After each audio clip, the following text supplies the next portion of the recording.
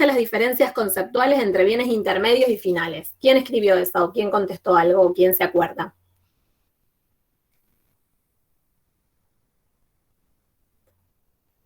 ¿Alguien pudo contestar? Luana, dale, te escucho.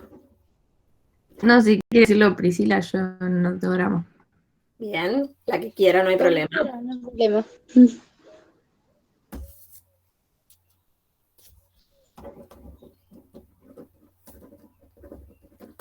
Bueno, lo digo. Dale, bueno, Luana, te escuchamos. Bueno, yo puse que los bienes intermedios son bienes y servicios producidos en un periodo que se destinan a producir otros bienes, y los bienes finales son bienes y servicios producidos en un periodo que se destinan a la satisfacción de las necesidades de las familias, empresas o gobierno. Perfecto, bien, entonces vamos a tener los bienes intermedios, que en definitiva son los insumos y son los que vamos a registrar en esta parte, en la parte A de la matriz insumo-producto, y los bienes finales que se destinan a la satisfacción de las necesidades, ¿sí? Dentro de los bienes finales teníamos dos categorías, que eran los bienes de consumo y ¿cuáles más?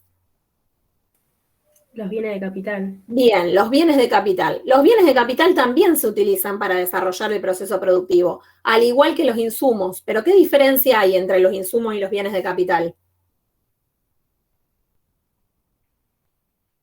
¿Qué se les ocurre? ¿Cómo, profe? No entendí la pregunta.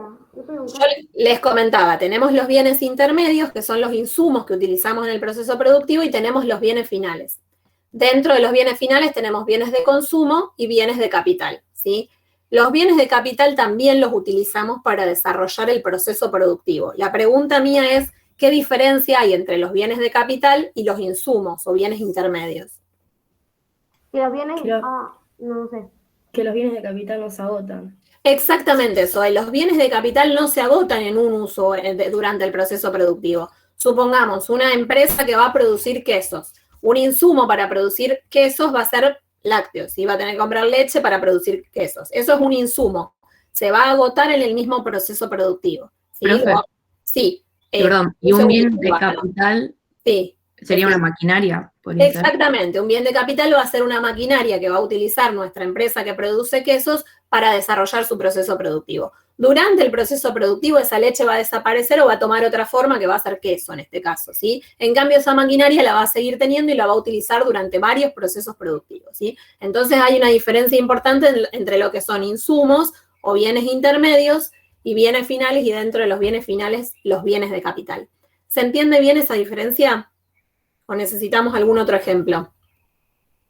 No, se entiende. O sea que los insumos son por ahí la leche, que son los que sí se agotan, los bienes de capital no. Depende, Martina, porque acá quiero ser clara. La leche va a ser un insumo para una empresa que produce quesos, ¿sí? Pero si yo voy al supermercado y me compro 1 litro de leche, en ese caso es un bien final, porque lo voy a utilizar para satisfacer mis necesidades, ¿sí? Mi necesidad de productos lácteos. Es decir, no piensen en un bien como un insumo sí o sí, o como un bien final sí o sí, ¿sí? Tenemos que pensar en el uso que se le va a dar. Si yo utilizo el bien para producir otros bienes, es decir, si hay empresas que compran el bien que sea para producir otros bienes, en ese caso va a ser un bien intermedio, va a ser un insumo. Ahora, si yo compro ese bien, vamos a poner otro ejemplo, ¿sí? Harina. La harina puede utilizarse, la compro una panadería para producir pan, o voy yo al supermercado y la compro para hacerme una torta para mi familia, ¿sí? En el caso de la panadería que la compra para producir pan, vamos a estar hablando de bienes intermedios, ¿sí? Vamos a estar hablando de insumos, porque va a ser utilizado en un proceso productivo para producir otros bienes. Ahora, la harina que yo compro en el supermercado la vamos a considerar un bien final, ¿sí? Es un bien de consumo en este caso. ¿Se entiende la diferencia? Los insumos, los bienes intermedios, se agotan durante el proceso productivo. Los bienes finales van a ser destinados al consumo, o en todo caso a la inversión en cuando hablamos de bienes de capital. ¿Sí? Sí, profe. Bien, perfecto. Ahora podemos avanzar entonces. Punto C. Dice, al ser un cuadro de doble entrada, ¿qué información se deriva de la lectura horizontal o por filas y cuál de la lectura vertical o por columna? Bueno, esto está fácil porque está ahí escrito. ¿Quién me lo quiere comentar? Que por filas es la venta y por columnas la compra. Bien, entonces en las filas o la lectura horizontal siempre vamos a registrar las ventas de las empresas de cada uno de los sectores, ya sea los otros sectores o la demanda final. mientras que por columna o la lectura vertical van a ser las compras. Ejemplo, las compras que realiza el sector primario de insumos al sector secundario, las compras que realiza el sector primario de insumos al sector terciario, o bien los pagos que realiza el sector primario como retribuciones a factores productivos, ¿sí? Bien, ¿alguna duda con eso? No. Bien. Avanzamos entonces. Dice, mencione un dato ubicado en cada una de las partes de la tabla y realice la doble lectura de dichos datos. Bien, ¿quién se anima con esa? Cualquiera de los numeritos que tenemos ahí. ¿Cómo lo vamos a leer? ¿Quién se anima a leer alguno de esos números?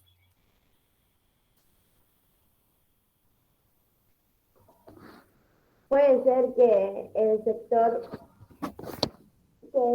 primario le vendió al sector secundario por 20 pesos. ¿Por cuánto, Martina? No te escuché bien. Por 20. El sector primario le vendió al sector secundario, ¿por qué por 20, Martina? No sé de dónde estás viendo el 20. Ay, no, pero no es 20. Ahí está, no, ¿por cuánto era? Lo que pasa es que no me deja leer porque estoy en la computadora y me aparece un cartel que no me deja Bien, leer. ¿no tenés el apunte, las actividades fotocopiadas o a mano? No. Ah, bien. Bueno, Por 60, dice 60 ahora. dice 50, ¿sí? Ah, 50. El sector primario le vende al sector secundario 60, ¿sí? Esa es una manera de leerlo, lo leemos por filas, ¿sí? Pero también lo podríamos leer por columnas a ese número 50 que quiso leer Martina, ¿sí? El sector secundario le ha comprado insumos por un valor de 50 al sector primario, ¿sí? ¿Se entiende esa doble lectura? Podemos decirlo de las dos maneras. ¿Alguien más que haya elegido alguno de los números de esta tabla para hacer esa doble lectura?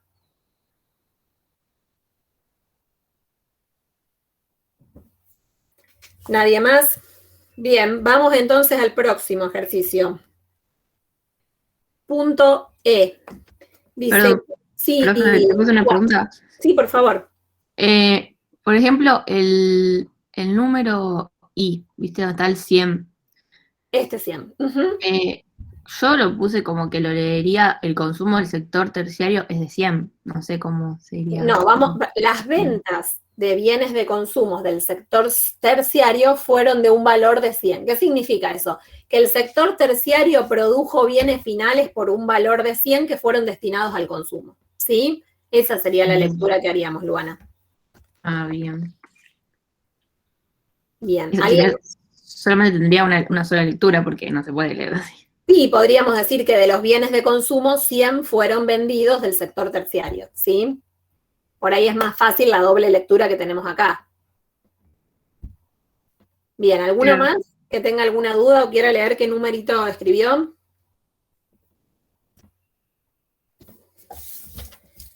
Bien, seguimos. Profe, Sí, perdón, podría, por favor. pero yo los hice, pero me quedó dudas de cómo leerlo en forma vertical en en el sector de remuneraciones. Bien, a ver, vamos a poner un ejemplo. Zoe, ¿querés hacer una lectura del que hayas puesto vos y yo hago la otra lectura? Yo tomé el número 25 y puse el sector servicios, Perdón. paga 25 Sí, el sector servicios o el sector terciario, sí, pagó 25 unidades monetarias por las rentas. por las rentas, por los beneficios en todo caso, estoy leyendo mal. Sí, porque por las rentas paga 20. Sí, sí. Por los beneficios. Bien, el sector terciario pagó 25 unidades monetarias en concepto de beneficios o pagó a los empresarios 25 en concepto de beneficios. Otra de las lecturas que puedes hacer es que de los beneficios, 25 fueron pagados por el sector terciario a los empresarios del sector. ¿Sí? Listo, gracias. Bien.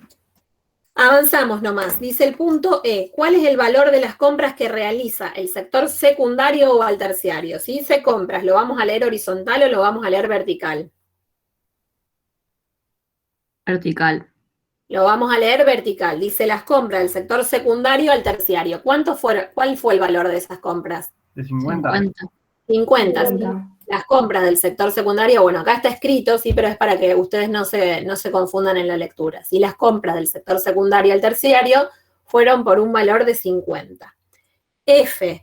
¿Cuál es el valor de las ventas que realiza el sector primario al secundario? Si dice ventas, ¿cómo vamos a leer? ¿Horizontal o vertical? Vertical. Horizontal. Horizontal, por fila, ¿sí? 50. Lo vamos a leer por fila. El sector primario le vendió al sector secundario 50, ¿sí? Lo vamos a leer por fila. La lectura es horizontal, Martina, ¿sí? Sí, me había confundido. Bien, perfecto. Punto G, creo. ¿A cuánto ascienden las remuneraciones que paga el sector primario al factor trabajo? Lo mismo, nos vamos al sector primario y al factor trabajo, ¿cuál es la retribución que se le paga al factor trabajo? 20. Los salarios. Salarios, ¿sí? Los trabajadores reciben salarios, entonces vamos a ver sector primario salarios y tenemos el punto G. No sé si vos, Martina, dijiste 20, pero en realidad es 5, ¿sí?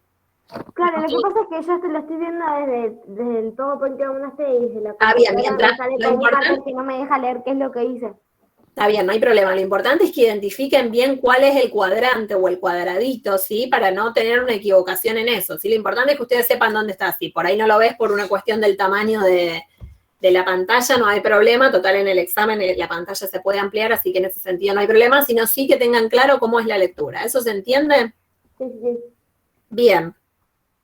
Punto H. ¿Cuál es el valor de los bienes que destina el sector secundario a la demanda intermedia? ¿Cómo vamos a saber eso? Yo no lo entendí ese. No. Bien. ¿Alguien que lo haya podido hacer?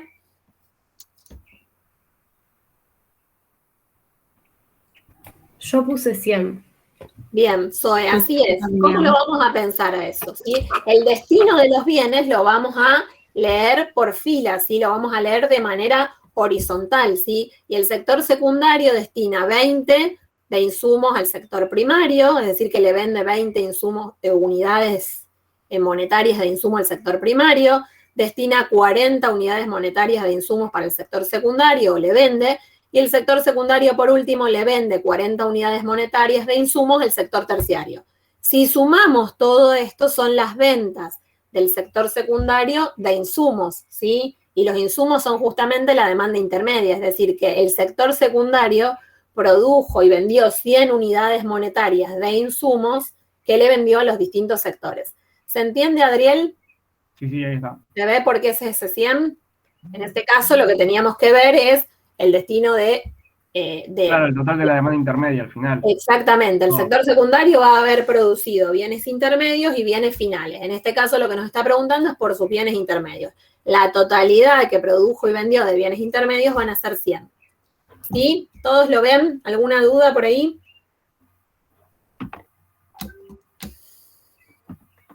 No. Avanzamos nomás. Sí.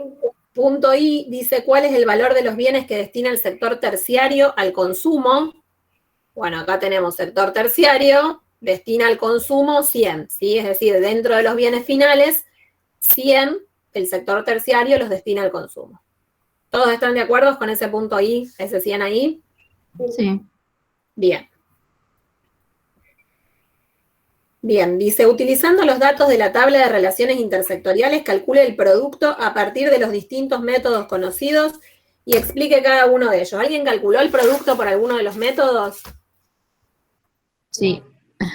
Bien, ¿cuánto les dio, Luana? ¿Cuánto te dio el producto por alguno de los métodos que lo hayas calculado? Ah, era por un solo método. No, en realidad había que calcularlos por todos, pero la idea es que les dé a todos igual, ¿sí? Claro, por todo no, sí. método igual. Así que la pregunta es, ¿cuánto te dio el producto? 210. Bien, 210. ¿Querés comentarnos uno de los métodos que utilizaste y de dónde sacaste los datos? Sí. Bueno, el primero, que es el producto, que es igual al valor bruto de producción menos los insumos. Bien, Luana acá entonces está utilizando el método de la producción, en donde vamos a diferenciar, le vamos a restar al valor bruto de la producción los insumos. ¿Cuál es el valor del valor bruto de la producción, Luana? 530. 530. Lo podemos sacar de acá, a ese 530, valor bruto de la producción, o lo podemos sacar de acá, 530, ¿sí? Y a eso hay que restarle los insumos. ¿Cuántos son los insumos, Luana? 320. 320 que lo vamos a obtener de acá, a ese dato, ¿sí? El valor de insumo. Ahí se voló la flechita falta, pero ahí era el valor de insumo, ¿sí? Es decir, que 530 menos 320, tal como dice Luana, da 210. Ese es el método de la producción. Es decir, que si en el examen nosotros le damos esta matriz y le pedimos que nos saquen el producto por el método de producción, van a tener que hacer lo que acaba de hacer Luana, ¿sí? Algo muy importante, los cálculos ustedes tienen que registrarlos, es decir, cuando les pedimos calculen el producto por tal método, ustedes no tienen que poner el resultado solamente, también tienen que poner cómo lo hacen, es decir, producto igual valor bruto de la producción menos insumos, ¿sí? Si es ese el método que les pide. ¿Por qué? Porque a veces en el apuro hacemos mal la cuenta y si yo no tengo el procedimiento no lo puedo evaluar a eso, ¿sí? Si ustedes hicieron mal la cuenta pero estaba bien el procedimiento, bueno, se les va a contemplar. Ahora, si ustedes me pusieron cualquier número y yo no sé de dónde lo sacaron, no lo puedo evaluar a eso. Así que recuerden bien para el examen esto de registrar qué cálculo están haciendo. Primer método, el método de la producción. ¿Qué otro método utilizaron? ¿Quién más lo pudo hacer? El método de los ingresos de los factores. Bueno, a ver.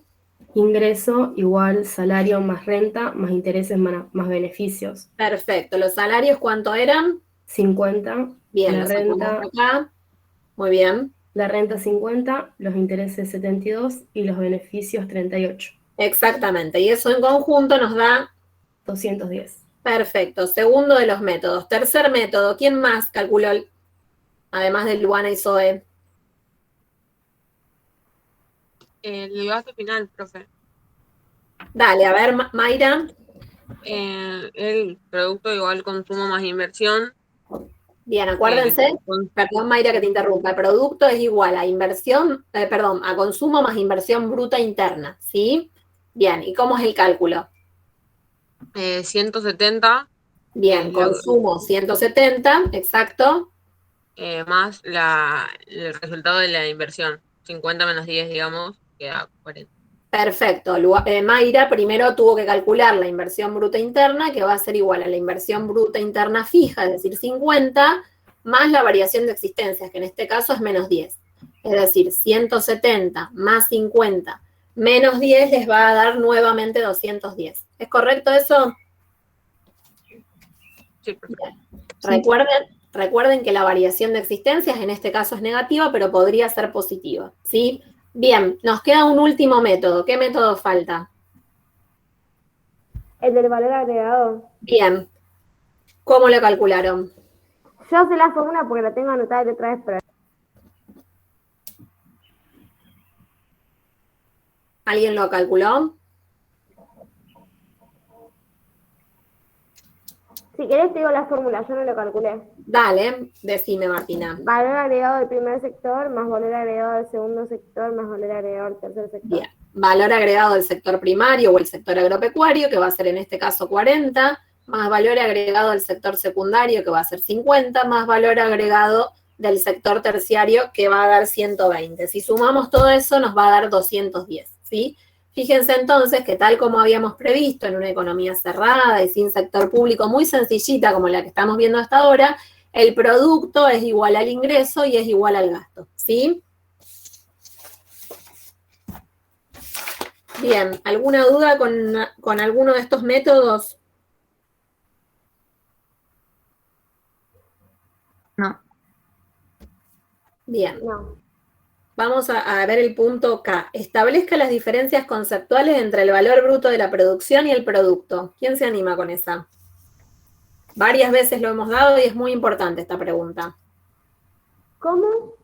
El punto K dice, pide las diferencias conceptuales entre el valor bruto de la producción y el producto.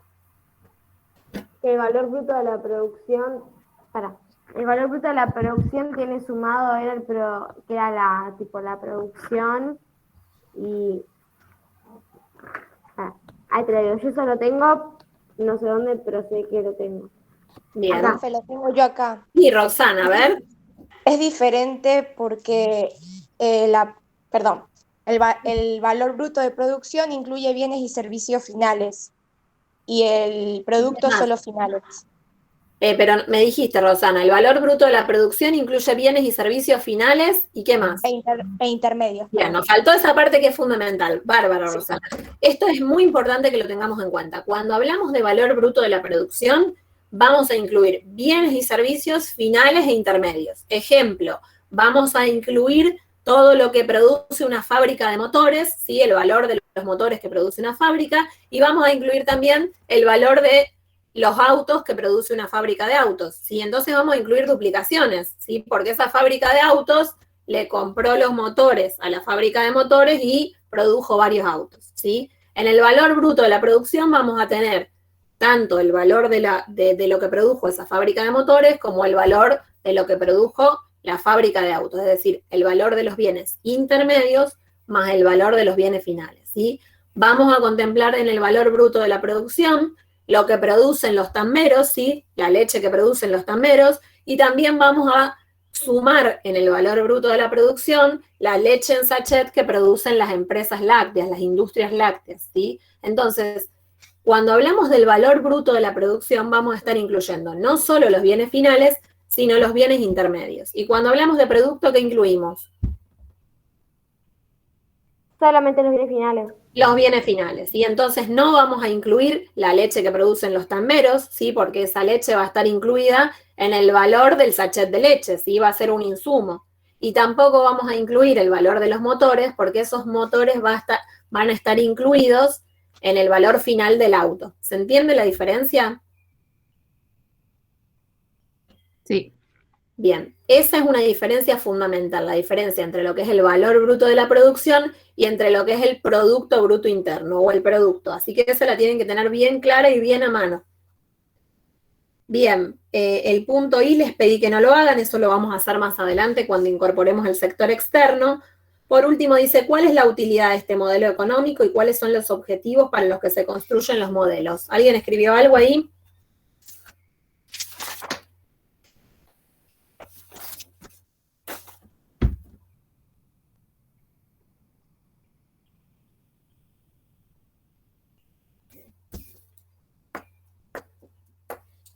¿Alguien pudo escribir algo de eso? No. No, la verdad que no entendí. Bueno, eso es muy sencillito, así que lo van a buscar en los apuntes de cátedra o en una de las últimas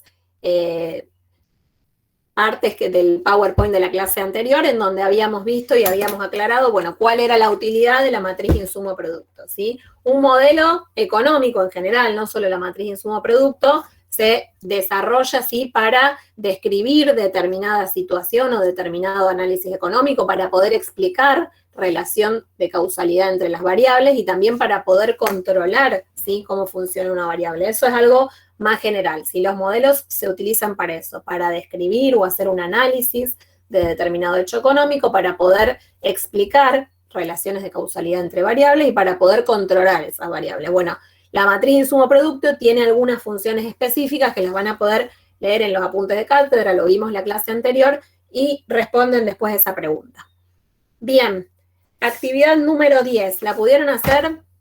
Profe, pará, te faltó el de suponiendo que esta economía se relaciona con otras economías. ¿Cómo incorporaría? Esa la vamos a dejar para más adelante. Roxana les había dicho que no la hagan, porque va a ser bien. para cuando incorporemos el sector externo. ¿Sí? Eso lo vamos a ver más adelante cuando incorporemos. Hasta ahora estamos pensando en la primera parte de la unidad 3, una economía cerrada. ¿Sí? ¿Qué significa una economía cerrada? Que no tiene relaciones económicas con el resto del mundo. Cuando abramos la economía, es decir, cuando en nuestra economía, además de las familias y de las empresas, tengamos el sector externo, y bueno, vamos a tener también al gobierno y el sector financiero, vamos a ver que la economía, además de tener consumo, además de tener inversión, vamos a tener exportaciones, es decir, que vamos a venderle al resto del mundo nuestros productos, vamos a tener importaciones, es decir, que le vamos a comprar productos al resto del mundo, y bueno, vamos a tener un sistema bastante más complejo, pero eso lo vamos a dejar para después del parcial, ¿sí? Para después de terminar esta unidad 3 primera parte, recién en la segunda parte vamos a incorporar al sector público, al sector externo y al sector financiero. Por eso esa la dejamos para más adelante, ¿sí? Bueno, profe. Bien, ¿el ejercicio 10 lo pudieron hacer? Sí. Bien. Dice acá, a partir de los siguientes datos de las cuentas nacionales, y les da el valor bruto de la producción, los beneficios, las rentas, salarios, intereses, inversión de reposición, bienes intermedios, consumo e inversión bruta interna, dice, define y calcule el ingreso. ¿Cómo se define el ingreso? ¿Te puedo decir? Sí, por favor. Bueno, el ingreso es la variable económica que mide las remuneraciones pagadas por la utilización de los servicios de los factores productivos. Perfecto, esa es la definición, bárbaro. Y dice, calcúlelo. ¿Lo pudiste calcular, Luana? Sí. Bien. El ingreso, te dio lo que me dio. Sí. Me dio 46.200. 46.200. ¿A todos les dio igual? ¿A alguien le dio distinto? ¿Alguien lo pudo calcular? A mí me dio lo mismo. Carlos A le mí dio me- lo mismo. Zoe también, Lucía también. Bien. ¿Cómo hicieron? Está correcto. Salarios más rentas más intereses más beneficio. Eran todos datos que teníamos y nos daba el ingreso 46.200. ¿Estamos de acuerdo todos? ¿Alguien no le dio así? Está bien, sí. Bien. Punto B dice, defina y calcula el producto bruto. Bueno, ya definimos producto, ahora vamos a definir bruto, ¿sí? Dijimos que el producto era el total de bienes y servicios finales, no se tienen que olvidar esa palabra, que produce una economía en un periodo de tiempo determinado. En general, el producto lo calculamos anualmente, ¿sí? ¿Por qué decimos que el producto es bruto?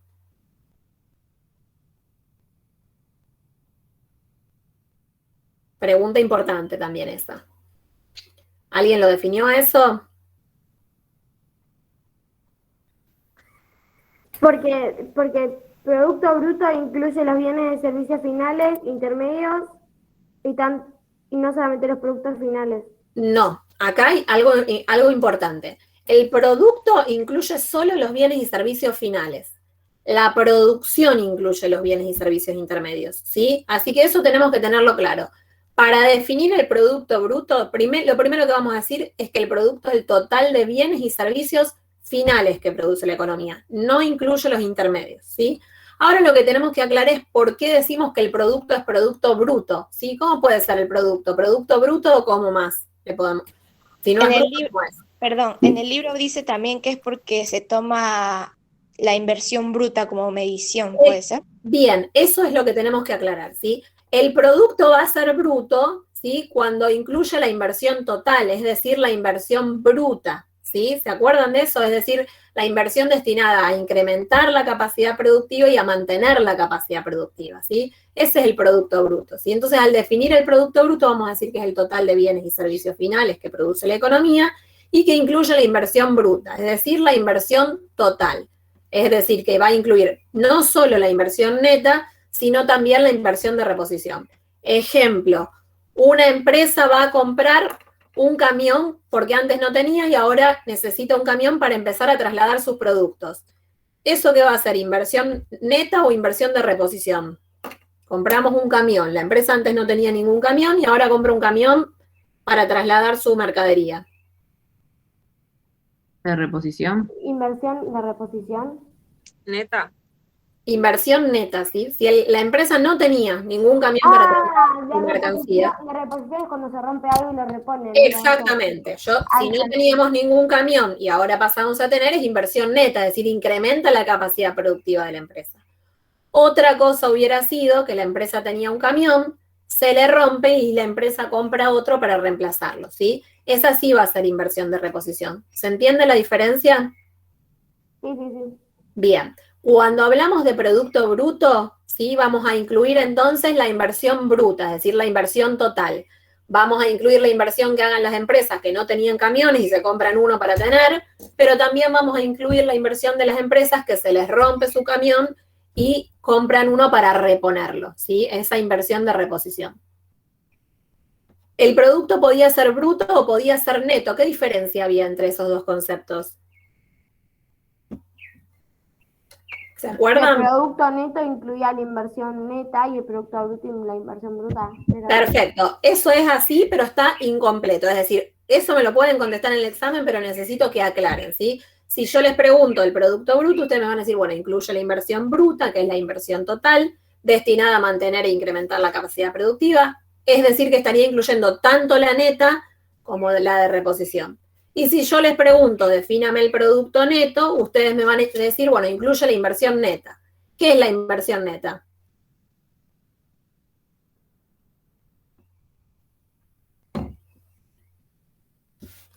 La que aumenta la capacidad productiva. La que incrementa la capacidad productiva, ¿sí? Ejemplo, el sector público nacional decide a estos 2 carriles que tiene la autopista Rosario-Córdoba agregarle un carril más, ¿sí? Es decir, que autopista Rosario-Córdoba, a partir de una inversión del sector público, en vez de tener 2 carriles, empieza a tener 3, ¿sí? Eso incrementa la capacidad productiva. Es una obra de infraestructura que no viene a reparar la autopista, sino que viene a ampliarla, ¿sí? Esa sería inversión neta. ¿Se entiende? Sí. Bien. Y de reposición sería que la arreglen. Si el sector público, en vez de agregar un carril, lo que hace es a repararlo, como están haciendo ahora, esa va a ser inversión de reposición. Esa reparación del sector público de la autopista la vamos a incluir en la inversión bruta, pero no la vamos a incluir en la inversión neta. ¿Sí? Sí, sí. Bien. Estos temas son muy importantes. Siempre en cualquier examen yo siempre les digo, vamos a preguntar de cuentas nacionales. Así que ustedes tienen que tener claro el concepto de producto, la diferencia entre producto y producción. Tienen que tener claro cuándo hablamos de producto bruto y cuándo hablamos de producto neto. Y también tienen que acordarse ejemplos, ¿sí? Para entender los conceptos, no repetirlos, porque una materia que si uno la estudia de memoria, por ahí nos vamos a olvidar con los nervios del examen, pero si uno la estudia entendiéndola, teniendo ejemplos, es mucho más fácil acordarse. Bien, ya definimos el punto B, que era define y calcula el producto bruto. ¿Alguien calculó el producto bruto? Sí, yo. Bien, Roxana, te escucho. Rosana o Roxana, no sé cómo te dicen. Rosana, Rosa. 46.200 me dio la suma de consumo 46.200. más la inversión bruta interna. ¿Cómo lo calculaste? Consumo Lo más sumé. inversión bruta interna. Perfecto. Bien, es decir, que ¿qué método utilizaste, Rosana? ¿Te acordás cómo se llama ese método?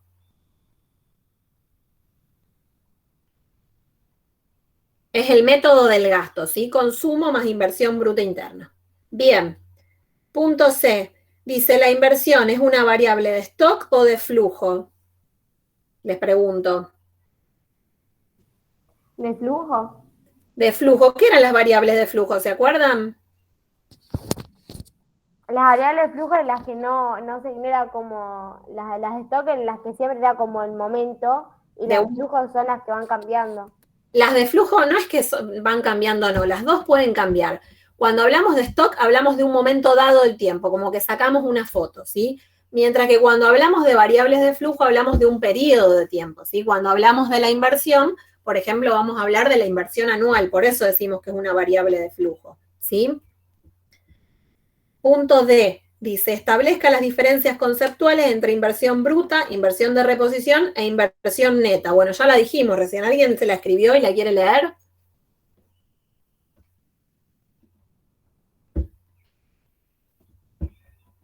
Eso lo dicté yo en alguna clase cuando dimos cuentas nacionales, ¿no? Sí. No recuerdo bien. Bueno, eso que yo dicté, por favor, lo tienen que tener en cuenta. ¿Alguien tiene alguna duda sobre la diferencia entre inversión bruta, inversión de reposición e inversión neta? ¿O seguimos adelante? No, yo tengo una duda de la anterior. Sí, decime. De la C, o sea, ¿por qué la inversión sería una variable de flujo?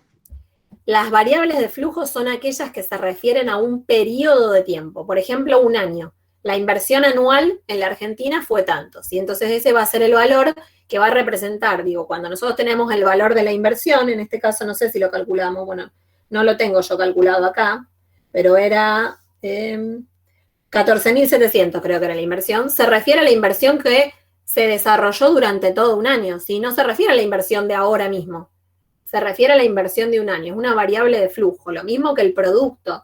Cuando nosotros escuchamos, bueno, el Producto Bruto Interno es tanto, vamos a estar hablando del producto de todo un año, ¿sí? Eso es una variable de flujo.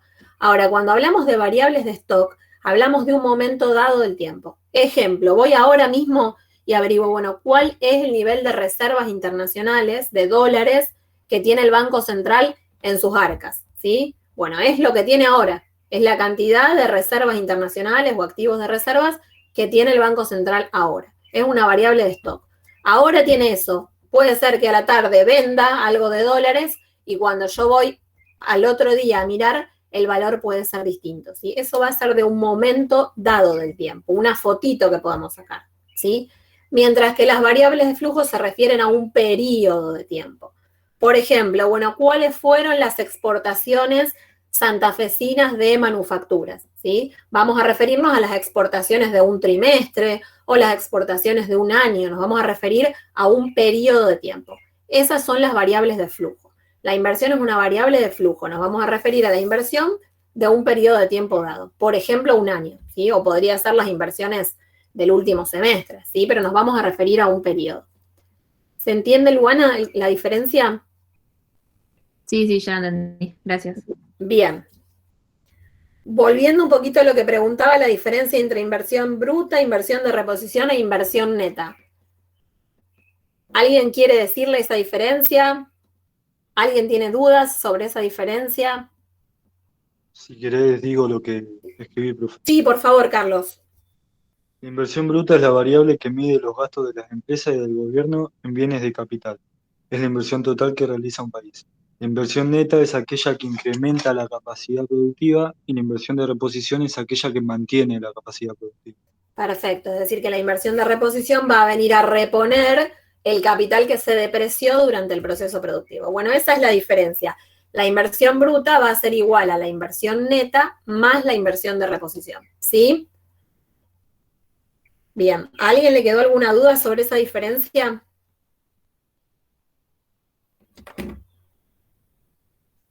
Bueno, vamos a la última. Dice, calcula el producto neto. ¿Alguien lo pudo calcular, el producto neto?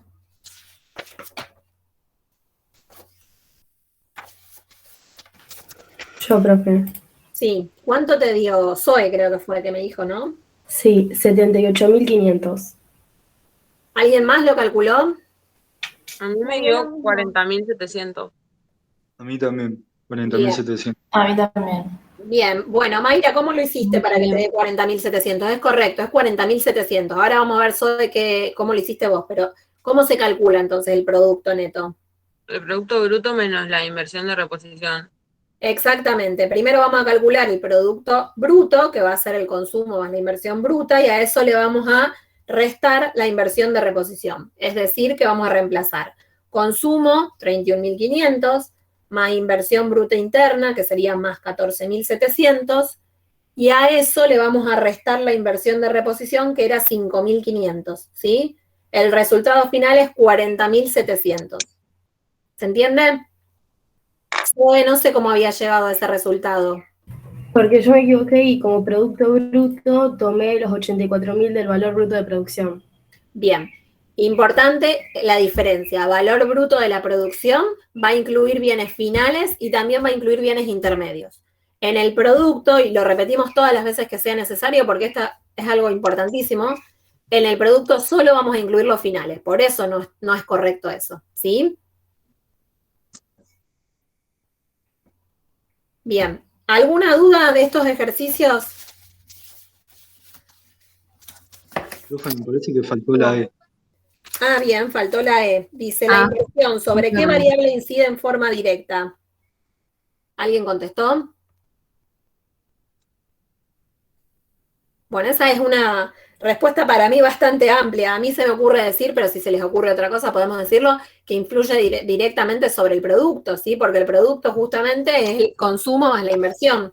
Así que si aumenta la inversión va a aumentar el producto. Si se reduce la inversión, se va a reducir el producto, ¿sí?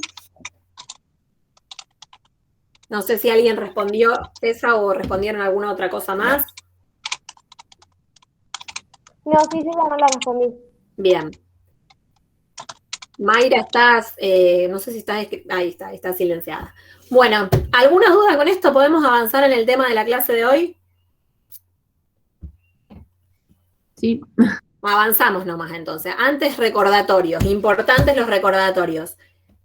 El 20 del 10 vamos a tener la última clase antes del parcial, en donde vamos a hacer algunos ejercicios de repaso que yo les voy a mandar antes, y vamos a hacer clase de consulta, es decir, van a preguntar todas las dudas que tengan previas al parcial. Hasta ese día, es decir, hasta el 20 del 10, tienen tiempo, los que no lo hicieron, de anotarse en comunidades. Importantísimo, porque vamos a rendir por comunidades. Así que si no se anotan hasta el 20 del 10, no van a estar habilitados para rendir. Así que el que no lo haya hecho, que lo haga, y si tienen alguna dificultad me la comunican, ¿sí? El viernes anterior al examen, es decir, el viernes 22, a las 3 de la tarde, nos vamos a encontrar por este mismo Meet de siempre y ustedes van a tener que dar el presente, ¿sí? Eso es condición necesaria para que ustedes puedan rendir el sábado, ¿sí? Así que nos vamos a encontrar un día antes del examen, a las 3 de la tarde, con cámara prendida, con audio prendido y con el DNI o la libreta, si alguno la tiene, y vamos a dar el presente, ¿sí? Yo a partir de los que se presenten ese viernes, voy a poder habilitarlos para rendir en comunidades. Así que necesito que estén registrados en comunidades y que den el presente ese día. Yo eso igual les voy a mandar un mail para recordárselos, pero para que tengan en cuenta. Y por último, el sábado 23 a las 8 empieza el examen, así que un ratito antes nos encontramos por Meet. En el examen, que lo van a hacer a través de comunidades, tienen que tener durante todo el tiempo el Meet prendido con la cámara y con el audio prendido, ¿sí? Así que eso es importante que lo tengan en cuenta. Si alguno no tiene cámara o tiene algún inconveniente, bueno, trate de conseguirse alguien que le pueda habilitar un lugar con cámara y con audio habilitados para poder rendir, porque eso es una condición para poder rendir, ¿sí? ¿Estamos de acuerdo? Eso es según el protocolo que se estableció del examen. Y el último que vamos a rendir así, porque el integrador lo vamos a rendir presencial. Profe, Sí, Luana. yo tenía una duda. O sea, yo ya estoy inscripta en el aula virtual, o sea que no me tengo que inscribir. No, los que no están inscritos se tienen que inscribir. Los que están inscritos no tienen nada que hacer, pero se los recuerdo por si hay alguno acá que haya quedado sin inscribirse, ¿sí? Ah, ok, listo. Bien. Bueno, después de esta fecha se las paso y les voy a pasar un mail para recordarlo, pero para que vayan teniendo en cuenta. Bien, ya estamos en la recta final de los temas que faltan incorporar dentro de lo que es unidad 3, primera parte. Hoy vamos a hablar de los mercados, es decir, que vamos a hablar de la oferta y la demanda, pero nos vamos a meter dentro de los mercados en lo que son las estructuras de mercado, ¿sí? Un poco para ver el recorrido que fuimos haciendo en esta unidad 3. Primero empezamos a hablar del sistema económico y lo caracterizamos, utilizamos el modelo del flujo circular para caracterizar ese sistema económico. También vimos dentro de los mercados un mercado que nos interesa mucho, que era el mercado de trabajo, y lo analizamos a través de la encuesta permanente de hogares. Como segundo eje de esta unidad vimos el sistema de cuentas nacionales, y dentro de los 4 esquemas que tiene el sistema de cuentas nacionales, nosotros vimos 2. Por ahora vamos a ver estos 2, más adelante, después del parcial vamos a ver otro, pero por ahora vamos a ver estos. La cuenta de producto, ingreso y gasto, y la matriz insumo-producto, y dentro de ella el cuadro de relaciones intersectoriales, que fue lo que estuvimos viendo hasta recién, ¿sí? Hoy nos vamos a meter en la tercera parte de esta unidad, que es la circulación dentro del sistema económico, en donde vamos a ver los mercados y vamos a ver la estructura de mercado. ¿De dónde van a leer lo que vamos a dar hoy? Lo van a leer de los apuntes de cátedra, ¿sí? Van a tener que leer la parte donde dice precios absolutos y precios relativos, y van a tener que leer el apunte que dice estructura de mercado y precios, ¿sí? Así que de ahí lo van a sacar, ya tienen la bibliografía y ya tienen los apuntes de cátedra, así que de ahí lo van a tener que leer. Bien, nosotros empezamos esta unidad viendo nuestro esquema circulatorio, ¿sí? Teníamos dos polos en ese esquema circulatorio, ¿cuáles eran?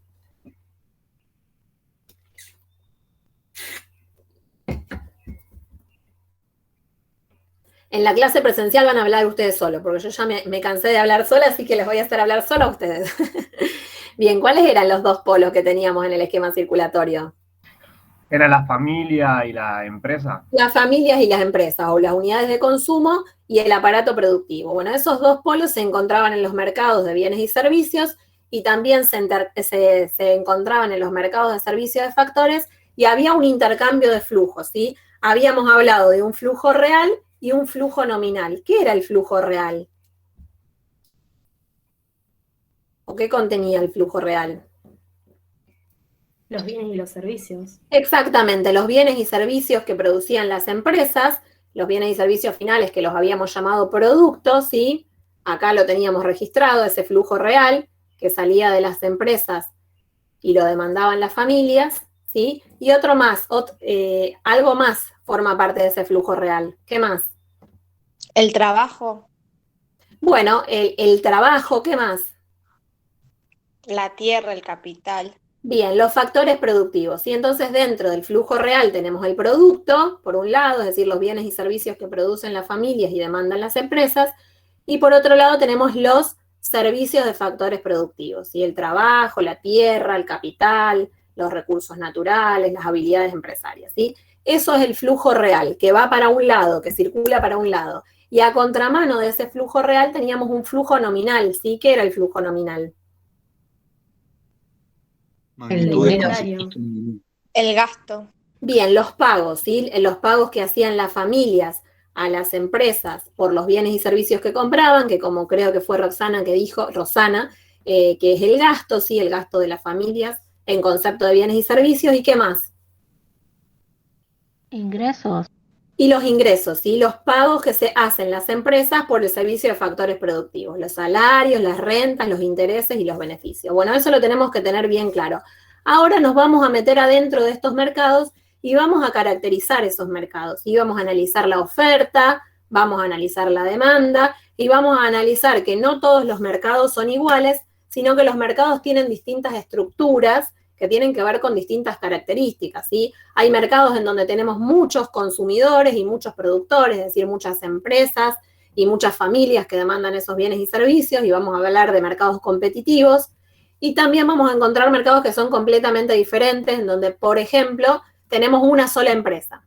Vamos a poner un ejemplo, la empresa que provee energía eléctrica en la ciudad de Rosario, ¿sí? Hay una sola empresa a la que le podemos pedir ese servicio, que es la empresa provincial de la energía.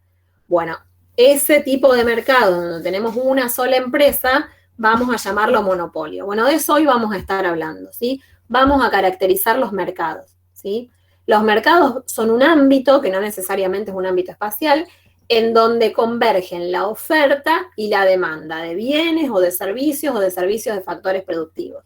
Y es en ese ámbito en donde confluye la oferta y la demanda, en donde se van a establecer los precios de equilibrio y las cantidades de equilibrio, ¿sí? Es decir, los precios a los que se intercambian esos bienes y la cantidad de los bienes que se intercambian, ¿sí? La próxima clase nosotros vamos a estar analizando la oferta y la demanda y vamos a ver cómo se forman esos equilibrios, cómo se forman esos precios, cómo se forman esas cantidades. Cuando hablamos de precios, podemos hablar de precios absolutos o podemos hablar de precios relativos, ¿sí? Si yo hablo del precio absoluto, hablo del precio de un bien sin compararlo con ningún otro precio, ¿sí? Un precio absoluto no nos sirve de unidad de medida del valor porque al no poder compararlo no me está dando información, ¿sí? Por poner un ejemplo, si yo les digo, bueno, primero voy a definir el precio relativo. Cuando hablamos de precio relativo, hablamos del precio de un bien en relación al precio de todos los otros bienes, ¿sí? Cuando yo tengo un precio y sé el precio del resto de los bienes, sé cuál es la medida del valor de ese bien. Vamos a poner un ejemplo. Si yo les digo, bueno, me fui a China y me compré un pantalón de jean y me salió 100 yenes. Y les pregunto, ¿qué les pareció? ¿Barato o caro el pantalón que compré? Caro. Yen, para el que no sabe, es la moneda. Es la moneda. Bien, exactamente. Bueno, acá Martina me dice caro. ¿Todos sabían que ese precio era caro? No lo uso. Lo Bien, estoy ¿no? comparando con un precio acá que lo pasaba en yen y... Bien, sí, Martina evidentemente está actualizada con el tipo de cambio entre el peso y el yen, ¿sí? Y por eso nos puede decir que es caro, ¿sí? Pero los que no saben el valor del tipo de cambio, no sabemos si eso es barato o es caro porque no sabemos cuánto vale el yen, ¿sí? Tendríamos, salvo para los que saben el valor de ese tipo de cambio, un precio absoluto, ¿sí? Un precio que no podemos comparar con nada, ¿sí? Ahora, si yo les digo, me compré un pantalón de jeans cerquita de mi casa y me salió 100 pesos, ¿qué me van a decir ustedes? Barato. Pasar Bien. el dato. ¿Alguien más puede opinar sobre el precio del pantalón que yo pagué?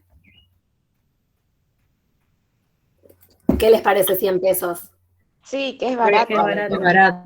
Seguramente todos van a pensar que es un pantalón súper barato porque conociendo los precios del resto de los bienes, es decir, comparando el precio de ese jean con el precio de un kilo de carne, con el precio de un litro de leche, con el precio de cualquier otro pantalón que me compro en el mercado, seguramente ustedes me van a poder decir que ese pantalón les parece relativamente barato. Bueno, esta es la diferencia entre un precio absoluto y un precio relativo. Cuando hablamos de precios absolutos, hablamos de precios sin compararlos con otros, ¿sí? Mientras que cuando hablamos de precios relativos vamos a tener un sistema de precios, ¿sí? Un conjunto de precios para todos los bienes y servicios que nos van a permitir determinar el verdadero valor de un bien porque lo vamos a poder comparar con otros, ¿sí?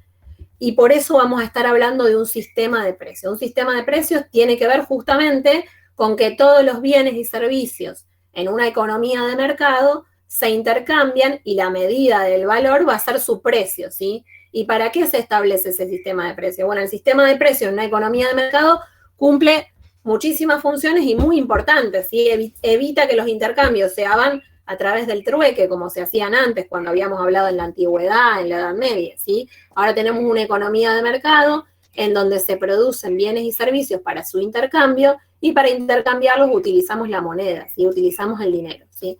Entonces ese sistema de precios nos va a cumplir varias funciones. Por un lado, la de asignar recursos o factores productivos, ¿sí? Para obtener determinados bienes y servicios, ¿sí? Supongamos, aumenta la demanda de productos lácteos, ¿sí? Aumenta la demanda de leche. El precio de la leche, como aumenta la demanda, va a aumentar, ¿sí? Y al aumentar el precio de la leche, porque aumenta la demanda, le va a estar enviando una señal a los productores de leche de que tienen que producir más, ¿sí? Los productores van a decir, bueno, si puedo vender la leche más cara, me va a convenir producir más, contrato más trabajadores, voy a comprar más leche al tambo, ¿sí? Contrato, o alquilo un local más grande para la producción de leche y produzco más leche, ¿sí?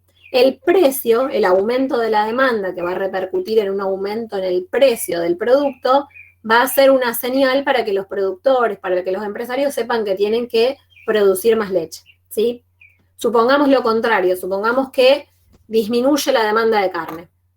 Disminuye la demanda de carne, en el mercado eso, suponiendo un mercado de competencia perfecta, va a implicar una caída en el precio de la carne. Los productores que ven que no pueden vender la carne al precio que la vendían antes, sino que la tienen que vender más barata, van a decir, bueno, la verdad que tengo que producir menos porque a este precio no me conviene, y entonces van a contratar menos trabajadores, van a tener un local más chico, van a comprar menos insumos, ¿sí? Los precios, entonces, en definitiva, la primer función que van a cumplir tiene que ver con esto, ¿sí? Con asignar los recursos o los factores productivos. A partir de los precios, los productores van a tener información sobre qué es lo que tienen que hacer. Segunda de las funciones que cumple el sistema de precios tiene que ver con la distribución de los ingresos, ¿sí? Una vez que en los mercados de factores se establecen los precios de los factores productivos, ¿sí? Se establece la tasa salarial, se establece la tasa de interés, ¿sí? Se establece la renta a la que se paga, por ejemplo, un terreno o un campo, ¿sí? Una vez que se establecen todos esos valores o retribuciones a los factores productivos, el ingreso va a estar distribuido o va a estar determinado, ¿sí? Supongamos que yo, como agente o propietaria de factores productivos, lo único que tengo para ofrecer en el mercado es mi trabajo, mi ingreso va a estar dado por mi salario, ¿sí? Ahora, si yo además de mi trabajo tengo un campo que le arrendo a una empresa de producción agropecuaria, mi ingreso va a ser la suma de ¿qué? De mi salario más ¿qué?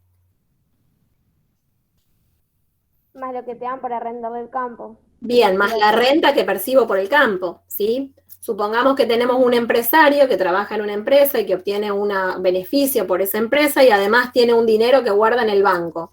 ¿Cuál va a ser el ingreso del empresario? El ingreso total. La plata que tiene guardada en el campo más su salario. Bien, va a ser, más bien salario no, va a ser el beneficio que percibe el empresario más los intereses que percibe por ese dinero que tiene en el banco. Bueno, también una vez determinado en los mercados... ¿Cómo, Martina? Bien, pensé que querías comentar algo. También a través de... Estaba hablando con mi hermano, perdón. No pasa nada. También en los mercados de factores productivos se van a determinar los precios de los factores productivos y de esa manera vamos a tener una medida del ingreso, ¿sí? De cada persona. Eso lo vamos a ver bien cuando veamos la distribución del ingreso más adelante.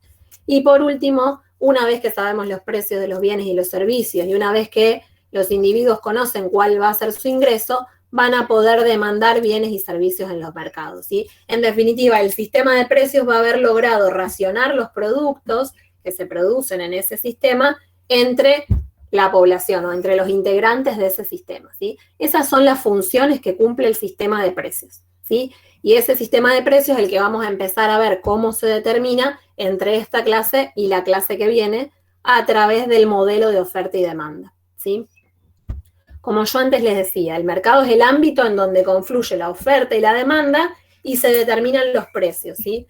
Pero los mercados pueden diferir. Podemos tener mercados muy competitivos, con muchísimas empresas, todas pequeñas, del mismo tamaño, pero también podemos tener mercados menos competitivos en donde tenemos solo una empresa que ofrece el bien o ofrece el servicio, o tenemos algunas empresas que tienen poder de mercado. Bueno, para eso, para saber qué característico o qué tipo de mercado tenemos, vamos a definir la estructura de mercado, ¿sí? Y la estructura de mercado va a incidir en cómo funciona ese mercado, en el funcionamiento de ese mercado. Para definir la estructura tenemos que tener en cuenta dos dimensiones. Primero, el tipo de bien que se comercia en ese mercado, ¿sí? Y por otro lado, el área geográfica, ¿sí? Cuando hablamos del tipo de bien, podemos tener mercados en donde el bien que se comercializa es homogéneo. Por poner un ejemplo, el mercado de la soja. La soja es un commodity, ¿sí? Se comercia internacionalmente y a los que compran soja les da lo mismo comprarle a un productor argentino que a otro porque está produciendo un bien que no tiene diferenciación, ¿sí? Ese es un bien homogéneo, un bien que es sustituto perfecto uno del otro, que nos da lo mismo comprárselo a un productor que a otro. Pero tenemos otros bienes que son bienes diferenciados, ¿sí? En donde hay cierta diferenciación en la producción y donde al consumidor no le da lo mismo comprar un bien que otro. Vamos a poner algunos ejemplos, ¿sí? Si yo elijo un pantalón de jean, quizás elija el de una marca por sobre la otra porque me gusta más su diseño, ¿sí? O si elijo unas galletitas, seguramente voy a ir a elegir una en especial porque es la que me gusta, ¿sí? Son bienes diferenciados. La diferenciación de la producción puede ser por distintos aspectos, puede ser una diferenciación física. Ejemplo, tengo que comprar harina y no me da lo mismo comprar harina 4 ceros que harina leudante, que harina de arroz o que harina de lentejas, ¿sí? Son distintos tipos de harinas y yo voy a ir a elegir una de acuerdo a las características que necesito, ¿sí? Esa es una diferenciación física. También puede haber productos diferenciados por una diferenciación ideal, ¿sí? Ejemplo, las marcas, las publicidades que hacen que uno sea fiel a determinadas marcas y no a otras, y esa hablamos de diferenciación ideal, ¿sí? Puede haber diferenciación temporal, ¿sí? Ejemplo, voy a comprarme un celular, lo compro por internet y hay una empresa que ni bien lo pago, me lo envía a domicilio en el mismo momento, y hay otra empresa que tiene una demora de 4 días para la entrega. Bueno, esa es una diferenciación temporal. Yo voy a elegir de acuerdo a la empresa que me ofrece el mejor servicio de acuerdo a mis pretensiones, ¿sí? La diferenciación puede ser por el servicio de venta, por el servicio de postventa, por las garantías, ¿sí? Voy a comprar un electrodoméstico, por ejemplo. Bueno, hay empresas que ofrecen 2 años de garantía para los electrodomésticos y otras que ofrecen 3, 4 años de garantía. Bueno, esas son maneras de diferenciar la producción, ¿sí? Entonces, cuando hablemos de la estructura de mercado, una de las dimensiones que vamos a tener en cuenta es si el bien es homogéneo o si el bien es diferenciado. Es decir, si a mí me da lo mismo comprarle a cualquier productor porque el bien que me ofrecen es el mismo, o si el consumidor va a tener ciertas preferencias entre uno u otro bien, justamente por esa diferenciación de la producción, ¿sí? Porque yo prefiero uno sobre otro. Esa es la primera de las dimensiones que vamos a tener en cuenta a la hora de definir la estructura del mercado. Y la segunda es el área geográfica, ¿sí? Vamos a establecer un área geográfica que es la que nos va a determinar el mercado, ¿sí? Hay mercados que son mercados locales, otros mercados regionales, otros mercados nacionales, otros mercados internacionales. Volviendo al ejemplo de la soja es un commodity, ¿qué les parece? ¿Dónde se comercializa la soja? ¿En el mercado local, en el mercado internacional, en la provincia solamente? ¿Qué les parece a ustedes? En el mercado internacional. En el mercado internacional. Es un commodity y claramente es un bien que se comercializa y su área de influencia es el mercado internacional, ¿sí? Yo produzco y le puedo vender a cualquier parte del mundo. Ahora, si yo les digo que me voy a poner una empresa que produce mermeladas caseras, ¿sí? ¿Cuál les parece que va a ser el área geográfica de ese mercado? Local. Un área pequeña, un área local, ¿sí? Yo voy a vender en el barrio, con suerte, si me va bien, voy a vender en la ciudad, pero va a ser un mercado mucho más acotado en términos de área geográfica. Bueno, esa va a ser otra de las dimensiones que yo voy a tener que tener en cuenta a la hora de definir la estructura del mercado, ¿sí? Y además de esas 2 dimensiones, voy a tener en cuenta 3 elementos, ¿sí? Para caracterizar ese mercado, para ver cómo se comporta ese mercado. Esos tres elementos son la participación que tienen las empresas en el mercado, ahora vamos a ver cada uno de ellos, el grado de concentración que hay en el mercado, y por último, si existen o no existen barreras a la entrada, ¿sí? Todos estos elementos que diferencian a unos mercados de otros van a definir cuál es la estructura del mercado y en definitiva lo que van a definir es cómo se comportan los mercados y cómo se establece el equilibrio en los mercados, ¿sí?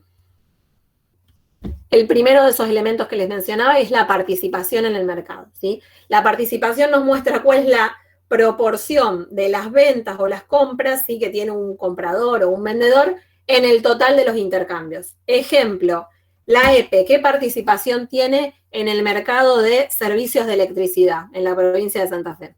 Es el único, tiene la El 100% participación. de la participación de las ventas de la EPE, ¿sí? Es una sola empresa, ¿sí? En cambio, si yo les digo, bueno, me fui a comprar un pantalón a Calle Mendoza, no sé los que conocen Rosario y conocen Calle Mendoza, me compré en uno de los negocios de ahí de Calle Mendoza.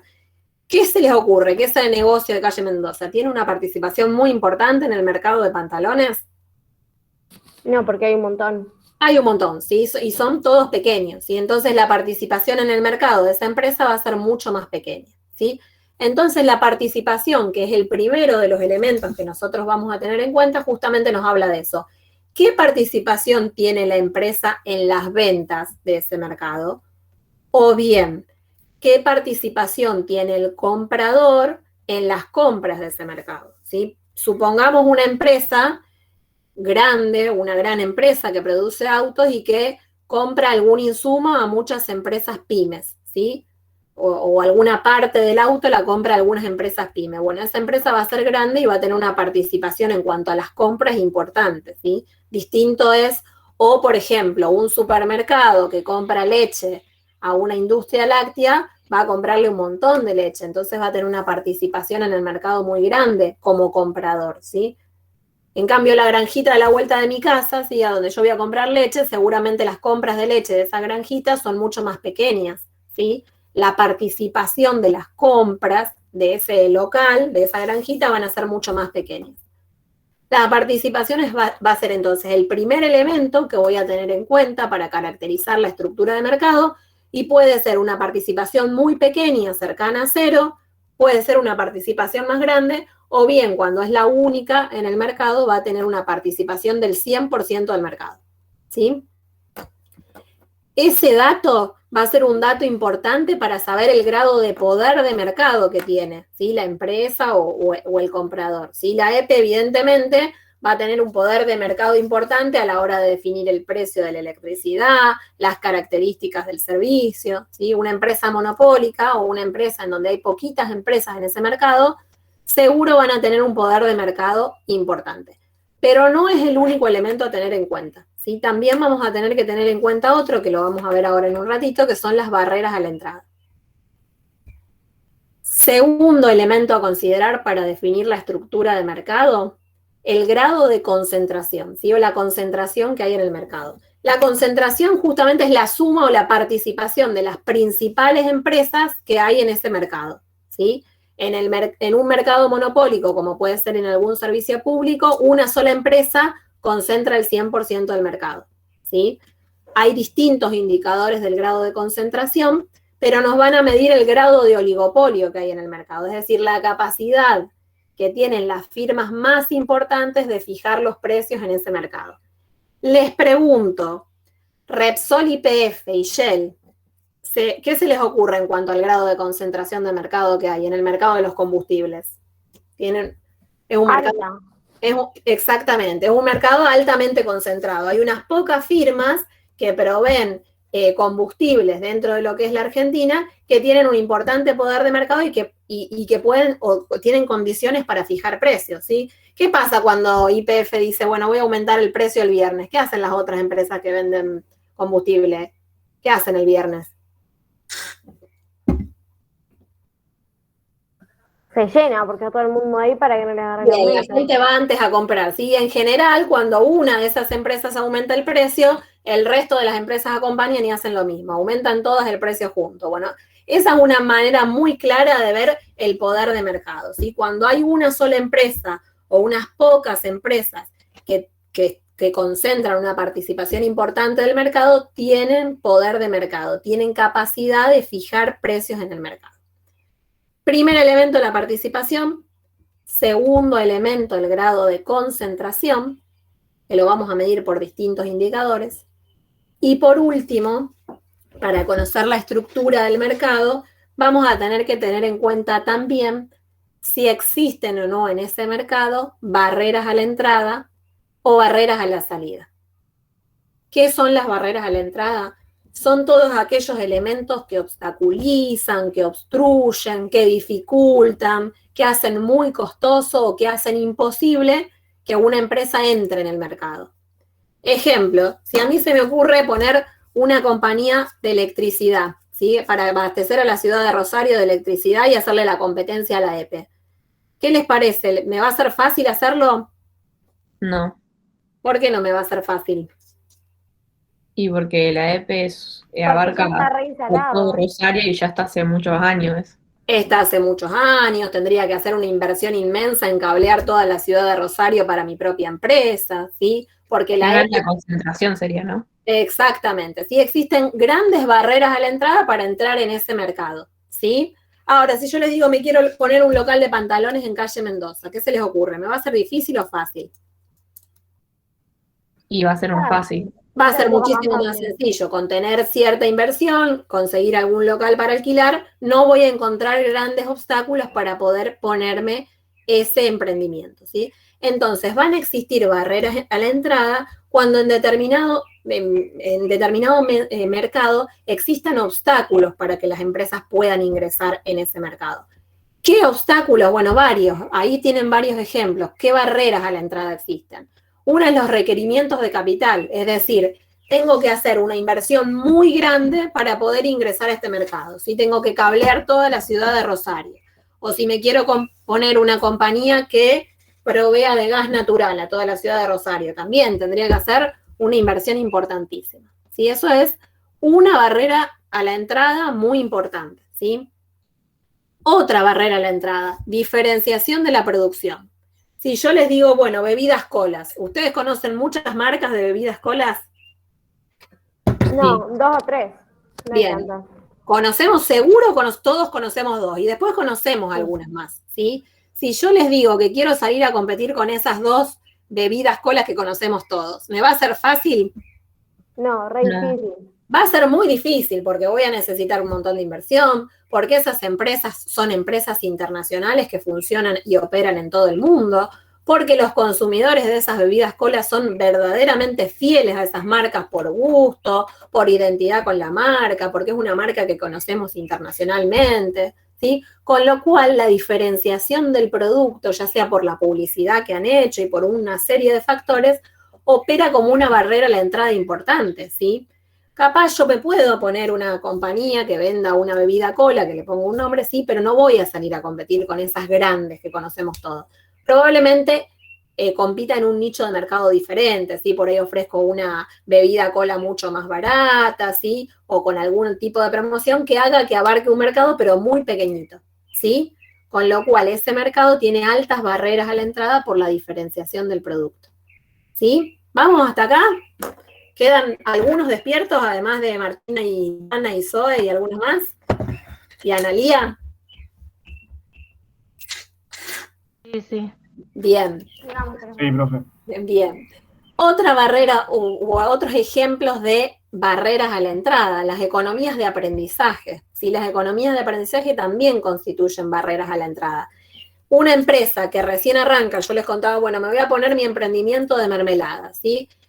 Los primeros meses, mi emprendimiento de mermelada, capaz que no sé cuánto tiempo tengo que dejar la fruta para que no se me pudra, no sé cuánta azúcar tengo que ir probando, cuánta azúcar ponerle a mi mermelada para que quede un buen gusto, ¿sí? Todavía no tengo una gran capacidad para saber cada cuánto tengo que revisar que los hornos estén en funcionamiento y hacerles el mantenimiento para que no se rompan. Bueno, son todos elementos que yo voy a ir aprendiendo a lo largo del tiempo, ¿sí? Una vez que la producción acumulada en el tiempo es suficiente, yo ya voy a haber aprendido, los trabajadores ya van a tener clara la receta, yo ya voy a tener claro quiénes son los proveedores que me conviene contratar, ¿sí? Yo ya voy a saber que la fruta a determinado momento del año mejor no comprarla o comprar otra fruta porque se pudre. Bueno, ya voy a haber aprendido de esa producción y consecuentemente voy a estar aprovechando las economías de aprendizaje. Alguien levantó la mano y no llegué a ver quién es. Escucho. Yo fue sin querer, profe. Bien, perfecto. Bien, entonces cuando hablamos de economías de aprendizaje, justamente hablamos de eso, de que los costos bajan como consecuencia de la producción acumulada en el tiempo. ¿Se entiende ese concepto? Bien. Otro tipo de barrera a la entrada son las economías de escala, ¿sí? Hay economías de escala cuando los costos medios bajan a medida que aumenta la producción, ¿sí? Esto pasa muchas veces cuando tengo una inversión en capital fijo muy alta y entonces tengo que producir mucho para poder distribuir esos costos fijos entre un nivel de producción muy alto, ¿sí? Es decir, ¿qué significan las economías de escala?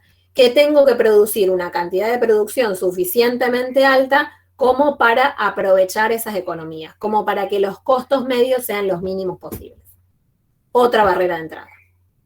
Barreras legales, ¿sí? Muchas veces es el propio sector público o el gobierno el que determina que sea una sola la empresa que abastece un bien o provee un servicio, ¿sí? Ejemplo, para el transporte público tenemos algunas empresas que el sector público hizo acuerdos para proveer el servicio de transporte público y no puede llegar cualquiera y ponerse colectivos y empezar a andar por la ciudad, ¿sí? Hay ahí una barrera legal. Lo mismo, por poner ejemplo, la recolección de residuos, ¿sí? Se hace acuerdo con determinadas empresas y hacen la recolección de residuos y solo esas empresas van a ser las que estén avaladas para poder proveer ese servicio. Profe, Sí, las empresas constructoras también podría ser. Bueno, por ejemplo, cuando el sector público hace una licitación para construir, por ejemplo, un puente, y esa licitación la gana una empresa, esa empresa va a tener una barrera legal, es decir, ninguna otra va a poder construir ese puente porque ha ganado una licitación, ¿sí? Claro. Otro ejemplo más vigente que nunca hoy, las patentes, ¿sí? Cuando hablamos de la vacuna Pfizer, solamente el laboratorio que fue el que creó esa vacuna es el que la puede proveer a nivel internacional, ¿sí? Salvo que ese laboratorio haga algún acuerdo con otro que le ayude a producir, ¿sí? Y esto pasa con cualquier invento o cualquier vacuna. El que fue el creador de ese invento o de esa innovación tiene una patente que le garantiza el monopolio durante determinado tiempo, ¿sí? Seguimos, más ejemplos de elementos que generan barreras a la entrada. Monopolios de recursos críticos. Si hay algún elemento o algún insumo que tiene alguna empresa y que las otras no lo tienen y por eso no pueden ingresar en ese mercado. Bueno, van a leer ahí en los apuntes de cátedra un montón de ejemplos de barreras a las entradas, que ¿para qué nos sirven? Para entender que hay algunos mercados que para entrar es muy difícil, ¿sí? Para poder ser parte de la oferta de ese mercado, voy a encontrar obstáculos, voy a encontrar dificultades, voy a tener que enfrentar costos muy altos o directamente voy a estar impedido de hacerlo, ¿sí? Esas son las barreras a la entrada que después van a caracterizar determinadas estructuras de mercado, ¿sí? Lo mismo con las barreras de salida, ¿sí? Las barreras de salida son cualquier obstáculo que dificulte, haga muy costoso o impida la salida de empresas en el mercado, ¿sí? Es decir, empresas que ya están en el mercado y que si quieren salir les va a ser difícil, ¿sí? Pongamos una pyme, en el 2020 cerraron todo, el gobierno dijo no podemos salir a trabajar, nos tenemos que quedar encerrados. Varias pymes encontraron dificultades para seguir adelante porque obviamente no podían pagar los salarios, no podían comprar insumos, no podían trabajar, ¿sí? Y decían, bueno, me conviene cerrar. Y no cerraron. Y muchas no cerraron no porque les convenía seguir trabajando, sino porque no tenían plata para pagar las indemnizaciones, ¿sí? Entonces no cerraron, no porque no querían, no porque no les convenía, sino simplemente porque no tuvieron la posibilidad, el dinero para pagar indemnizaciones, ¿sí? Bueno, esa es un claro ejemplo de barrera de salida. No podemos salir del mercado porque no podemos afrontar ese gasto. O bien, tenemos una inversión muy grande hecha y esa inversión es muy difícil de vender, los equipos de capital, la maquinaria es difícil de vender, entonces este capital que vale mucho para mí no vale nada si lo quiero vender en el mercado. Esas son barreras de salida, elementos que dificultan o hacen muy costosa la salida de empresas en el mercado. ¿Vamos hasta acá? Sí. Sí. Bien.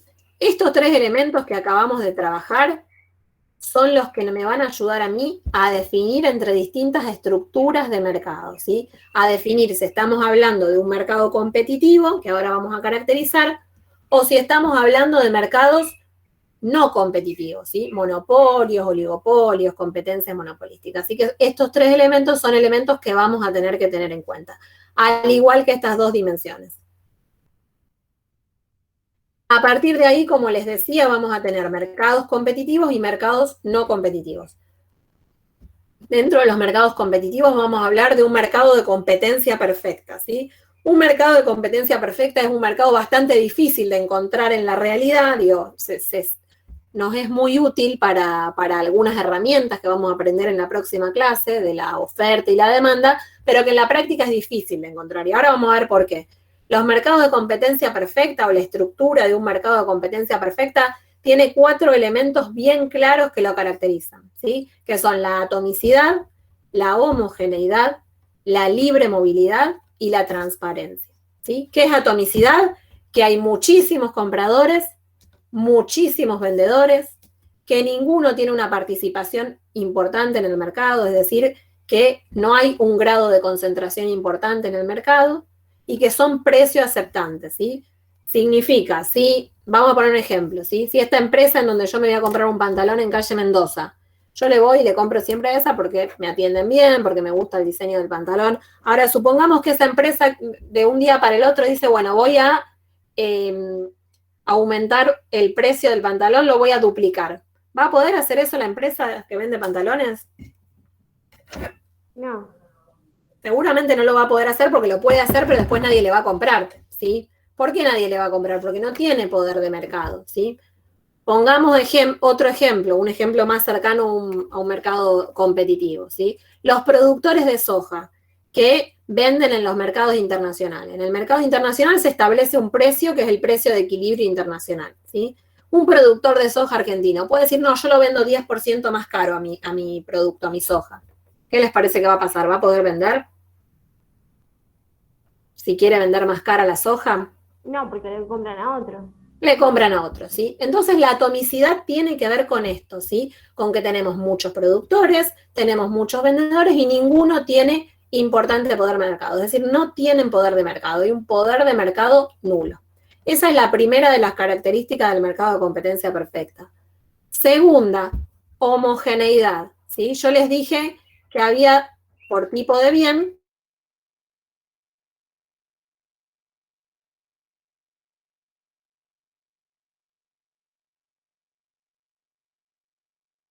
compradores les da lo mismo comprarle a cualquier empresa, a la empresa A, a la empresa B o a la empresa C, porque el producto que ofrecen las empresas es perfectamente sustituible, es decir, es el mismo producto, no tiene diferencia, ¿sí? Ejemplo, la soja, por eso decimos que es un commodity. Nos da lo mismo comprarle a cualquier productor. Tercera de las características del mercado de competencia perfecta, la libre movilidad. La libre movilidad significa que no hay ni barreras de entrada ni barreras de salida, ¿sí? Es decir, que cualquier empresa que quiera ingresar a ese mercado lo va a poder hacer con libertad, sin obstáculos, y que cualquier empresa que quiera salir de ese mercado también lo va a poder hacer, ¿sí? No existen trabas para la entrada y la salida del mercado. Última de las características de un mercado de competencia perfecta, la transparencia, es decir, que hay información perfecta. Es decir, que tanto los oferentes como los demandantes cuentan con la información verídica y cierta para tomar decisiones, ¿sí? Tienen los datos fundamentales que necesitan para participar de ese mercado, ¿sí? Esas son las 4 características de un mercado de competencia perfecta. La verdad que a mí me es muy difícil dar un ejemplo en el mercado porque en general en la práctica nosotros encontramos más bien mercados no competitivos o con menor competencia que en un mercado de competencia perfecta, ¿sí? En general vamos a encontrar mercados en donde tenemos pocas empresas que tienen más poder de mercado o mercados en donde el producto es diferenciado, pero la competencia perfecta es un caso teórico muy puro en donde la competencia es la máxima posible, ¿sí? Esa es la primera de las estructuras de mercado que vamos a estudiar. ¿Alguna duda hasta acá? No. Bien. Segunda de las estructuras de mercado, y ahora nos vamos a meter en los mercados no competitivos, ¿sí? La contracara de la competencia perfecta, es decir, el lado B de la competencia perfecta, el que se diferencia completamente de la competencia perfecta, es el monopolio, ¿sí? En el monopolio, una sola empresa tiene el 100% de las ventas del mercado. Ejemplos de monopolio, les pido a ustedes. Bueno, la EPE, Litoral La Gas. EPE. La EPE, ¿qué más? ¿Alguno La más? EPE, Litoral Gas, creo que también es monopolio. Y Litoral. Nivea. ¿Cuál Porque última? sale tipo claro, personal, pero esas son los monopolios. Esas vamos a hablar dentro de un ratito, ¿sí? Entonces, la EPE y Litoral Gas son ejemplos de monopolio, ¿sí? Tenemos una sola empresa que ofrece, ¿sí? En este caso, un servicio en el mercado, ¿sí? Y tiene el 100% de la participación del mercado. Otra característica más del monopolio, esas empresas ofrecen un bien o prestan un servicio que es único, es decir, que no tiene sustitutos próximos, que no tiene buenos sustitutos. Para poner un ejemplo, si yo me enojo con la EPE porque me cobró muy caro, me vino una factura muy alta y digo, chau, no le compro más, no adquiero más este servicio de la EPE, ¿qué hago? ¿A dónde me voy? Luz. Me quedo sin luz, me quedo sin, sin servicio de internet para poder dar clases, ¿sí? Me prendo una vela, pero no me va a servir casi que para nada, ¿sí? No tenemos un buen sustituto para el servicio de energía eléctrica. Y por eso hablamos de un bien único, un bien que no tiene buenos sustitutos. Lo mismo para el caso del gas natural, ¿sí? Bueno, yo no quiero comprarle más al Litoral Gas, mi mejor opción es empezar a ponerme gas de garrafa, pero los que tienen gas de garrafa saben que es más caro, que es más peligroso, que si nos estamos bañando en pleno invierno y se nos terminó la garrafa, nos agarramos la cabeza y nos salimos con jabón de la bañera porque no podemos, porque tenemos que cambiar la garrafa, ¿sí? En definitiva, no es un buen sustituto el gas de garrafa por múltiples motivos, ¿sí? Entonces el monopolio, además de ser una única empresa que abastece todo el mercado, tiene un bien único, un bien que no tiene sustitutos cercanos, ¿sí? ¿Vamos? Profe, ponele, en caso de la de poder decir, bueno, me sale muy cara la factura, y si vas a una energía alternativa, tipo la de paneles solares o algo así. Sí, Martina, es buena tu pregunta. Siempre Eso nosotros vamos a ver... igual, ¿o no? No, te quería aclarar esto. Nosotros vamos a ver estructuras de mercado teórica, el competencia perfecta, el monopolio, bueno, ahora vamos a ver el oligopolio y la competencia monopolística. Estos son 4 esquemas. Nosotros tenemos muchísimos más en la realidad, ¿sí? Nosotros cuando caracterizamos la realidad tenemos un montón de matices. Bueno, yo les dije me quedo sin energía eléctrica y bueno, chau. Tenemos otras energías alternativas, tenemos la luz solar, tenemos, bueno, otras maneras de suplirla. Lo que queremos decir con esto es que las alternativas no son buenas, o al menos no satisfacen esa necesidad de la misma manera, ¿sí? No quiere decir que no existan alternativas, pero no hay un sustituto próximo que me pueda hacer cambiar, ¿sí? Si yo no le quiero comprar más nafta a YPF, tengo algunas alternativas para ir y comprarle a otros, ¿sí? En cambio, si yo no quiero comprarle más el servicio de electricidad a la EPE en la provincia de Santa Fe, las alternativas que tengo son bastante malas en relación al reemplazo que puedo darle a ese servicio. ¿Me explico? Claro, profe, y serían más caras también podría más ser. Más caras, ¿sí? O menos útiles quizás, ¿sí? Claro, quizás los puedo paneles son más reemplazar caros. en alguna medida, pero no lo voy a poder reemplazar de la misma forma, ¿sí? De todas maneras, como les digo, nosotros vamos a ver 4 estructuras de mercados, pero en la práctica, ¿sí? Si ustedes, ustedes que estudian turismo, capaz que no van a ver materias más avanzadas de economía, pero los que estudian licenciatura en economía saben que tenemos un montón de estructuras de mercado y que, por ejemplo, en los oligopolios tenemos un montón de modelos diferentes, dentro de la competencia monopolística también tenemos modelos diferentes y que en la realidad y en la práctica nos encontramos con matices de todo esto que estamos caracterizando, ¿sí? Esto es una primera entrada a lo que son las estructuras de mercado y que es lo que es suficiente que ustedes conozcan, ¿sí? Bien, Volviendo un poquito al monopolio, entonces, como consecuencia de que es una sola empresa y como consecuencia de que ofrece un bien único, tiene un poder de mercado muy importante, ¿sí? Y esto va a implicar o va a determinar que tenga una gran capacidad para fijar el precio, para fijar las condiciones de pago, para fijar las condiciones de venta, ¿sí? Otro de los elementos a tener en cuenta es la existencia de barreras a la entrada, ¿sí? En el monopolio en general hay grandes barreras a la entrada. Economías de escala, necesidad de inversión en capital muy alta, el monopolio legal, ¿sí? Todos esos elementos que hacen que sea muy difícil que otra empresa ingrese en ese mercado, ¿sí?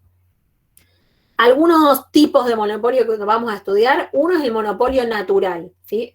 El monopolio natural tiene que ver con que existen economías de escala que hacen que sea más eficiente para la economía que haya una sola empresa que haya más de una empresa, ¿sí? Si hubiera más de una empresa, ofrecerían el bien a un precio más caro, ¿sí? Porque estarían enfrentando costos más altos las dos, ¿sí? Entonces, a eso le llamamos monopolio natural.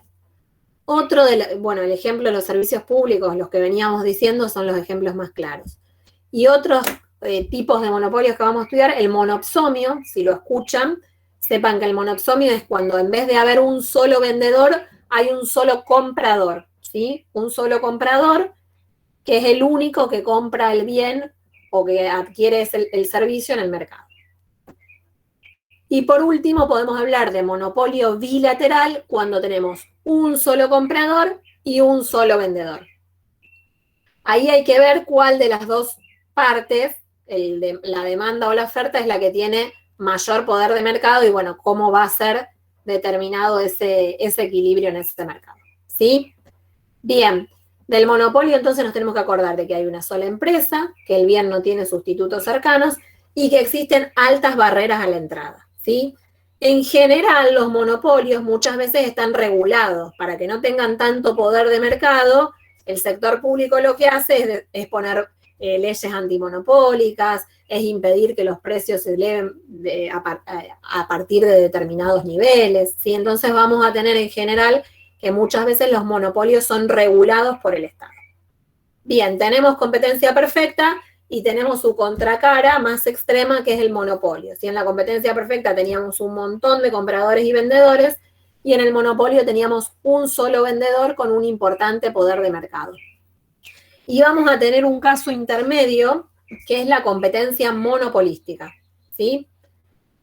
Otra de las estructuras de mercado que vamos a estudiar, ¿sí? En la competencia monopolística tenemos muchos compradores y también tenemos muchos vendedores, pero a diferencia de la competencia perfecta, en que el producto era homogéneo, acá tenemos bienes diferenciados, ¿sí? Es decir, que los bienes que ofrecen las empresas son diversos, tienen diferencias, ¿sí? Como yo les decía, diferenciación física, diferenciación en el diseño, diferenciación en los servicios de venta o postventa, garantías. Volvemos a los ejemplos que estuvimos dando durante la clase, ¿sí? Si me voy a comprar un pantalón, puedo elegir un diseño, otro, puedo preferir un color, puedo preferir una marca, ¿sí? Existe diferencia que hace que yo prefiera uno sobre otro, ¿sí? Si yo me voy a comprar una mermelada, seguramente prefiero una mermelada de determinadas marcas por el gusto, por determinadas circunstancias que hagan que elija una sobre otra. Esa diferenciación de la producción hace que los productores tengan poder de mercado, pero que ese poder de mercado sea muy pequeño, ¿sí? Ejemplo, una marca de pantalones puede vender su pantalón un poquito más caro porque tiene un buen diseño, porque es una marca reconocida, pero no puede vender su pantalón muchísimo más caro porque en caso de que aumente mucho el precio, los consumidores van a preferir otras marcas, ¿sí? Con lo cual, esa diferenciación le da a los productores o a las empresas cierto poder de mercado, pero ese poder de mercado es limitado, ¿sí?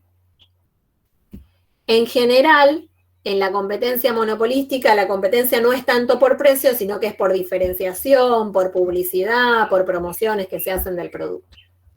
Y el último de los elementos que teníamos que evaluar, que eran las barreras, en estos mercados es muy fácil entrar y salir del mercado. Es decir, que las barreras a la entrada, si existen, son muy escasas, ¿sí?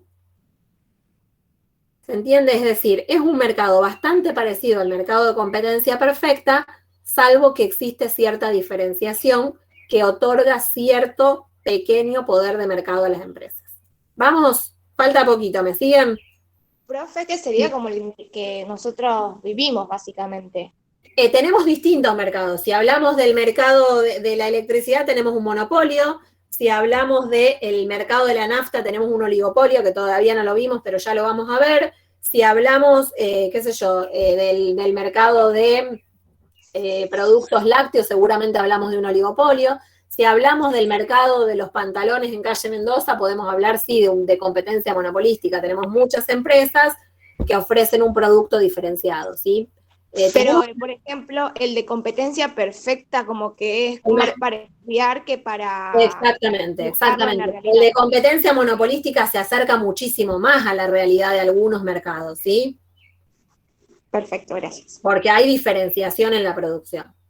Bien, última de las estructuras de mercado que vamos a ver es el oligopolio, ¿sí? En el oligopolio tenemos un reducido número de empresas con un importante poder de mercado que pueden coludir y que eventualmente lo hacen, ¿sí? Es decir, que hay interdependencia. ¿Qué significa que pueden coludir? Que pueden hacer acuerdos de precios, ¿sí? A veces esos acuerdos son ilegales, pero efectivamente los hacen muchas veces, o sin ponerse de acuerdo son interdependientes. ¿Qué significa esto? Que las decisiones que toma cada una de esas empresas que participan del mercado siempre las toman mirando qué va a hacer la empresa del lado, es decir, qué va a hacer la otra. Sintéticamente, entonces, en el oligopolio tenemos pocas empresas que tienen una importante participación en el mercado y que son interdependientes, ¿sí? Ejemplos de oligopolios, ¿qué se les ocurre?